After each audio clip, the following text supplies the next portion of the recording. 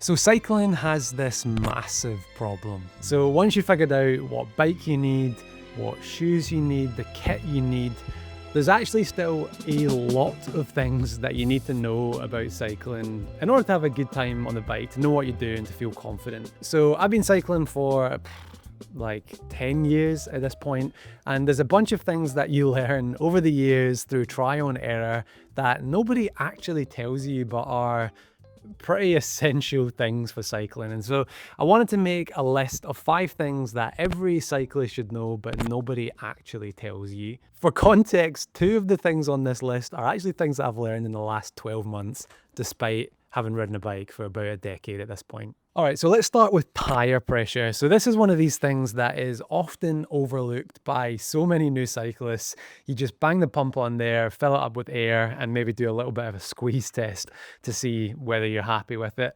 But tire pressure is actually one of these things that has quite a massive impact on how the bike feels.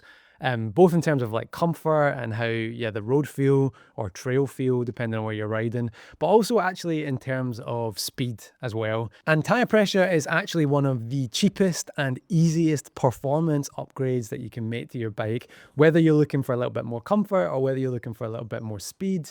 And it's something that every cyclist should know. And actually these days in the pro field and racing, tire pressure is one of the most talked about variables on the bikes. We've lost the sun now, slightly less attractive picture. So how do you find the ideal tire pressure? Well, it's actually dependent on a few things like the type of bike, the width of the tires, the surface that you're going to be riding, the weight of the bike and the rider. But the first thing to know is to absolutely ignore the max tire pressures on the tire itself. So on these are the Continental GP 5000s, which are like my absolute go-to tire.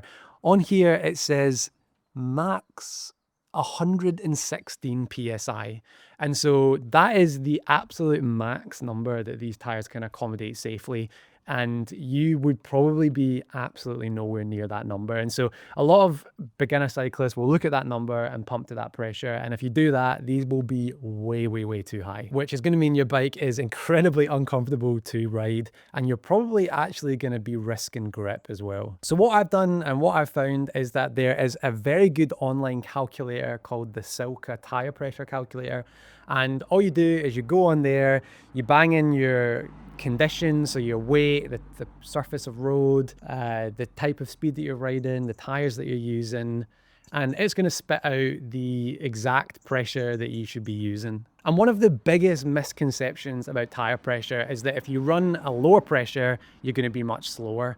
And historically, like back in the 90s, these guys were pumping the tires up to the absolute max because they thought that even though it was really uncomfortable, it was faster. And actually what we found now through a bunch of research that's been done by different companies is that that isn't actually true. And sometimes a higher tire pressure can actually be slower, and a lower tire pressure, so a softer tire pressure, can actually be faster. And so the Silka tire calculator, and there's a few others out there as well, they take all of this into consideration and give you the optimum tire pressure. So to give you some examples, for me, I think I'm about 30 psi on my gravel bike, which has 45 or 50 mil tires. And then on something like this, a road bike with 28 mil tires, I'm running about 70 psi in the UK, where the roads are not that good, and then up to like 75 when I'm abroad and the road surface is beautiful and smooth. And I'm actually typically tending for a wider tire these days, so on a 30 mil tire, I'd be even less. And so some of you watching right now will be thinking that that's quite low. And I mean, I am quite a light rider, but yeah, go and have a look at the tire pressure calculator. What are these birds, man? Nate, I'm trying to record a video. Go and try the tire pressure calculator and see for yourself. Okay, so number 2 is hand signals. And actually, before I get into number 2, there was actually a bunch of other things on this list that I've not included in the 5. And so if you like this, if this is helpful and you want me to cover a few more of these, then drop a comment down below. I'll make a second video because yeah, there's a bunch of these things. But yeah, let's go back to hand signals. So if you ever go out and ride with other cyclists, then there's a couple of key hand signals that we'll typically use to just keep people safe on the ride. So to signify things like turns or potholes or whatever it might be. And so here are the kind of essential hand signals to know when you're out on a ride with other people, especially if you're in a larger group ride. Okay, so the first one is turning. So if you're approaching a junction and you're going right or left, then it's the really classic one. Just indicate with one of your hands to say, yeah, we're going right, or we're going left. If you're really uncomfortable with taking a hand off the handlebars, then you can shout right or left, or you can also use your elbows a little bit if you want to. But ideally, we would use our hands just to signify that we're turning right or left. Next is potholes. So if you live in the UK, then you'll be well familiar with a pothole. But basically any sort of big hole on the ground or obstacles on the floor, on the road or the trails, you just basically want to point them out, especially if you've got a rider sat in behind you. And so typically what I'll do is just point to the ground. And so if I'm riding along, I'll just point if there's a hole on the right, or I'll point if there's a hole on the left. If it's gravelly or like loose surface, or there's quite a lot, I'll sort of shake a little bit. I'll shake my hand in an area like that. And if it is something really significant that could potentially really damage somebody's bike or potentially cause a crash, and I'm not able to take my hands off the handlebar, I'll just shout, "Hole!" to make people aware that there's a hole or some sort of debris on the road. Sometimes if there's riders in behind and you're coming up to a junction, they're not going to see the junction. And so just to indicate that we're slowing down, I'll usually just do this signal or just shout that we're slowing, just to make sure that everybody knows that we're slowing down. The last thing that you want is a rider coming right into the back of you as you approach a junction. Next, if you are approaching like a parked car, or you're gonna have to overtake a pedestrian that's on the road, then typically what I do, I'll spin around to make this easier. Typically what I'll do is I'll just like put my hand behind my back and point in the direction that we're moving out. And so say there's a car here that we're about to overtake, I would just point in this direction to show that basically we're about to overtake the car on that direction. That's a weird little bit of YouTube there. And then the one that absolutely divides the room every time, and people have different approaches to this, is if there's a car approaching from in front of you, or there's a car coming from behind you. Now, my approach to this is very simple. I'll basically say car up if there's a car that's heading towards us, or I'll say car back if there's a car coming from behind us. And so I'll just shout it, car back or car up, or car front, or whatever it is, just to make it really obvious to the group that there's a car approaching in either direction. I think especially from behind is one that can really catch people out in a group ride, and you can end up with riders on a part of the road that could be dangerous when the car overtakes them. In the comments, I'm sure a lot of you will have different phrases for this. Feel free to drop them in there, but that's what I use. And then finally, with this sort of hand signal thing, is passing the signal back. So if I'm at the front of the group and I say, we're turning right or something like that, if you're a rider sat in behind me, repeat the signal. Or if you're right at the back and you shout car back, and then somebody in the middle can potentially pass that up to the front and also shout car back. And so it's basically just so that everybody in the group knows exactly what's happening, because the last thing that we want is people in a group ride to crash into each other. And I definitely find that as a new cyclist, if you're joining a ride, you can feel a little bit apprehensive, like you don't really know what you're doing. And so just knowing that this is the typical structure for people to give instructions can just help your confidence. And also it's going to make people want to ride with you again as well, because it's safe and all that jazz. But yeah, hand signals. Okay, so number 3 is to do with pedals, and specifically, how do you fit pedals? How do you remove pedals? And this is a pretty common frustration with new cyclists. Most bikes don't even come with pedals on them. And so one of the first jobs that you're gonna have to do is fit pedals to your bike. And there's a couple of little quirks that you need to know. And to be honest, removing pedals has been one of those jobs that I've absolutely hated doing on the bike, because it always takes me really long and I always get it messed up. And actually 3 months ago, I learned an easy way to remove the pedals. And so it doesn't matter how long you've been cycling, some of these things, people just don't talk about them. So let me teach you how to easily remove the pedals. And the first thing you need to know is that the pedals don't screw in the same way on the right and the left. And so on the drive side, which is this side, the pedal does screw in normally. So it spins in clockwise, spins out anti-clockwise. But on the other side, it's the opposite. And so it spins in anti-clockwise and it comes out clockwise. And basically the reason that they've done that is so that when you're pedaling, you're always moving in the tightening position, so that it means that when you're pedaling, you're not going to unscrew your pedal basically. So it is a safety mechanism, but you just need to know that the drive side is the normal way, the left side is reverse. But to remove the pedals, there's a really easy way to do it. So first thing is to grab your 8mm hex wrench. Most pedals are 8mm, some are not, so check it before you do it. But what we're going to do is we're going to insert the Allen key so that there's a slight downward trajectory on the Allen key. Is that the right word? I don't know. And so this is for the drive side. So remember this, it's going to unscrew anti-clockwise. And basically all you have to do is, hopefully you can see this okay, is apply a little bit of brake so that the bike doesn't move, stick your foot, Birkenstock sandals are recommended for this task, and then you're just going to pull up on the Allen key. And then really simply, I've loosened it and the rest of it is going to come off there. In reverse, it's even easier because you're going with the momentum of the chain, and so you can literally just push down and it's going to tighten. And so then, let me spin this around. So same thing again, stick the Allen key in so that it is facing a little bit down. And then remember, so this one is going to unscrew in the clockwise motion, but the easiest way to remember it is that you always just pull up on the Allen key. And so it's the exact same process. Stick my foot on the pedal and then pull up on the Allen key, and then it's loosened. So if you're sort of struggling to remember, is it the right pedal or the left pedal? Just remember, you stick the Allen key in and you're always going to pull up to release it. And so yeah, this took me a long time to learn. And my hope is now that I've made this video, more people are going to know how to easily remove and add your pedals, because just one of those jobs that we should all know how to do.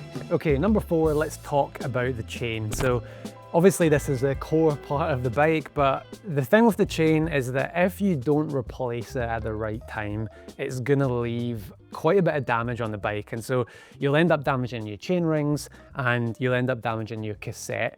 And so depending on the group set that you have on your bike, this could end up being like a 200, 300, 400 pound repair job when all you had to do is replace your chain, which is 30, 40 quid. And so knowing the right time to replace your chain is a really important thing to know as a cyclist. And it's actually really easy. All you need is this little chain checker tool. So this one is from Park Tools, but there are a bunch of other ones. I just think this is pretty high quality and not that expensive. There are 2 different models of this one, so just make sure you buy the right one for your chain. But basically all you have to do is there's 2 sides. Let me see if I can. So you can see there on the little guide, there's a 0.5 and a 0.75. And that basically refers to the percentage wear of the chain. And so the first thing that you're gonna wanna do is check the 0.75. And so you just drop the guy in like this. And then if it slots all the way in, then that's telling you that your chain is 25% worn. And so at the moment, mine isn't slotting in there. And so this means that my chain is not up to that 25% worn. And so I don't need to worry about it. But if this slots in here, then that means that you probably want to consider replacing your chain at this point. If the other side, so the 0.5 side, we'll try that side. If that side slots in, then your chain is 50% worn and you probably have risked a little bit of damage to the cassette into the chain rings. And so definitely replace your chain at that point. And if you start to feel that you've got noise or the shifting performance isn't great, then that could signify that you do need to replace your cassette and potentially your chain rings as well. But yeah, what I do is I basically just keep this tool in my like bike washing stuff so that when I'm out here washing my bike, I can just check my chain every now and then to make sure that it's not worn. Nowadays, I'm using wax on pretty much all of my chains because one, I mean, look how clean that is. It's beautiful. But also it wears a lot less. And so I don't think you're gonna have to replace your chain that often, but helps to have the tool and helps to know how to check it. Okay, and the final thing is sunglasses. So if you're just getting into cycling, you will find that every cyclist is always wearing sunglasses. They'll either have them on their face or a lot of people will put them inside their helmet, you know, like this. For the majority of the time, it's actually not even about the sun. And so these sort of cycling sunglasses come in really handy for a couple of different reasons. Big one for me is just the wind on my eyes, especially if it's colder. And I wear contact lenses, and sometimes if I'm moving quite quickly, my eyes just water. And having glasses on can just stop that basically. Also, if you've ever had a bumblebee fly into your face at speed on a bike, it can be pretty sore, and you do not want that to be in your eye either. And so protecting your face against bugs and stones and all of that kind of stuff. And that's why a lot of people wear them, especially on like descents, fast moving stuff. It just basically protects your eyes. Do you need actual cycling sunglasses? They do come in handy for a few different reasons. Obviously, the field of view is super wide. And so when I put these on, I've basically got no frame in my vision. I just have like full 360 vision. And so that's one of the handy things about cycling sunglasses, whereas normal ones, you always have those kind of rims and they can obstruct your views, which is why you typically find that cyclists will just end up wearing these sunglasses all the time because they're just nicer to wear, even though we look like absolute idiots. They're also a bit safer than other sunglasses, and so these are designed to not break into lots of different pieces. And so if you are in a crash or something like that, these are a little bit safer to be wearing. And to be honest, this is also true for like running and a bunch of other sports as well. So these, you can use these for a lot of different things. And to be honest, I just use these permanently as my sunglasses because, well, I've got them and they work well. In the UK, I also find that these are really helpful. So these are photochromatic, and so they look fairly clear at the moment. But if the sun was to come out, I don't know if we can see it on this light here, but if the sun is to come out, they basically go darker so that they become a little bit more like sunglasses. And then when it's not sunny, they go transparent, and so you can see through them. So these I find really, really useful in the UK because it means that your vision's not really dark when it's not sunny. In terms of options, these are from SunGod, and I do really like SunGod. They've got like a lifetime guarantee. They're a B Corp. There's a lot of good things going for them, and you can basically customize, like even down to the little decal color. You can basically customize all of these, and so I do really like these. It's not sponsored, by the way, but also Van Rysel makes some really affordable sunglasses as well, about half the price of these. They're also really, really good, the same quality, just not quite as much customization options and not sort of quite as sustainable, or the lifetime guarantee element. But yeah, sunglasses are an absolute essential, but not to protect your eyes from the sun, although that's obviously a nice benefit as well if you live somewhere where it's actually sunny. Anyway, that is my 5 things that every cyclist should know, but nobody really talks about them. I'd love to know if you learned something new. Even if you're an experienced cyclist and you've watched this far, let me know down below if you learned something. And like I said, there's a bunch of these other things that I could talk about, so let me know if you want a part 2. And all that's left to say is thank you very much for watching, and I will catch you in the next one. Cheers!